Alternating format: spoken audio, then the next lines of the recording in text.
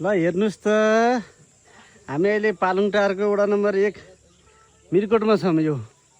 यो बोटमा चाहिँ कति जति होला त यो अनुमान लगाउन सकिएला त यो कटर। ओ माई गड,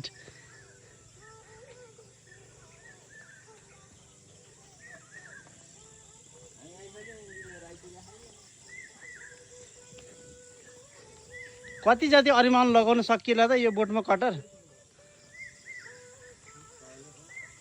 500 नपुग्ला है। यो हाँगा नकाट्दै भए त अझ राम्रो फल्नु रहेछ नि। हाँगा काट्दै भएर फलेको ए झन् हाँगा काट्दिएपछि फल्ने हो है। तल्लोपट्टिको तपाईँको त्यो हाँगा नकाटेको ए त्यो भएर ए त्यतापट्टि नफलेको ए